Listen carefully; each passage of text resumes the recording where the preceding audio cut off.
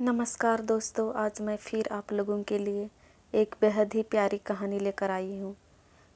तो कहानी शुरू करने के पहले अगर आप हमारे चैनल में नए हैं तो प्लीज़ हमारे चैनल को सब्सक्राइब कीजिए। तो चलिए शुरू करते हैं।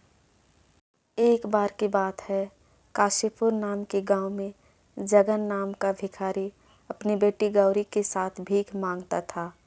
जगन को साफ दिखाई नहीं देता था, इसलिए उसे कोई काम नहीं मिलता था। वह अपनी बेटी को साथ लेकर भीख मांगने जाता था।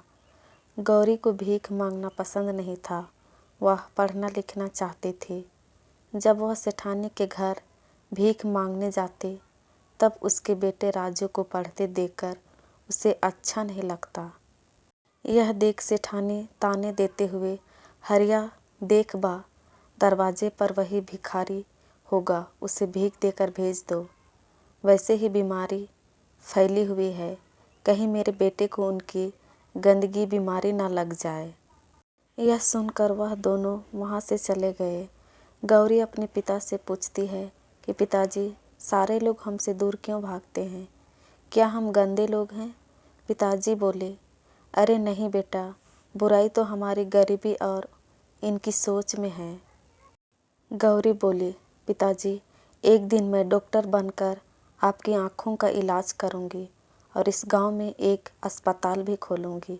उसके पिताजी बोले कि बेटा, हमारे लिए 2 वक्त की रोटी खाना भी मुश्किल है, अस्पताल कैसे खोलेंगे? तभी उनके पास एक औरत आती है और गौरी को कहती है, अगर तुम हमारे टॉयलेट साफ कर दोगी तो मैं तुम्हें कुछ पैसे भीख में दूँगी। गौरी ने उनका टॉयलेट साफ़ किया और उसे बहुत बुरा लगने लगा। तब वह सोचने लग गई कि अब मैं डॉक्टर बन कर रहूँगी।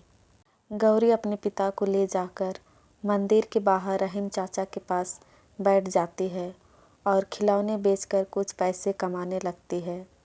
और फिर वह गांव की शिक्षिका से किताब लेकर सरकारी स्कूल में पढ़ने गई।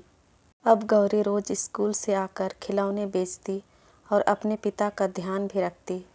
गौरी रात रात भर जाग कर पढ़ाई करती और हमेशा अव्वल नंबर लाती। गौरी की कामयाबी देखकर गांव के सभी लोग हैरान रह गए। धीरे धीरे गौरी बड़ी होती गई और कॉलेज में दाखिला लेने के लिए परीक्षा देने लगी। उसकी शिक्षिका उसका पूरा साथ देती थी।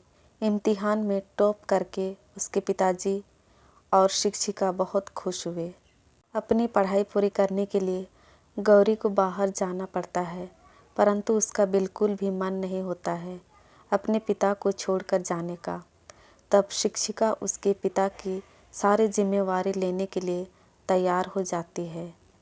बाहर जाकर गौरी बिल्कुल लगन के साथ अपनी पढ़ाई जारी रखती है। थोड़े समय तक उसकी कोई खबर नहीं आती है और गांव फिर से महामारी फैलने लगती है। रेनू के पिता और राजू इस बीमारी से अस्पताल में पड़े रहे। वहाँ कोई भी डॉक्टर नहीं आ रहा था। इतने में एक नर्स आकर बोलती है कि आप दुखी मत होइए, आज हमारे अस्पताल में एक बहुत बड़ी डॉक्टर इलाज करने आ रही है। तभी वहाँ गौरी आती है और सभी उसे देखकर हैरान रह जाते हैं। तभी वह अपने पिता के पैर छूती है और सबका इलाज शुरू कर देती है। सबके ठीक होने के बाद गौरी अपने पिता की आँखों का भी ऑपरेशन कर देती है और रोशनी वापस आ जाती है। गौरी को देखकर सभी को शर्मिंदा महसूस होता है।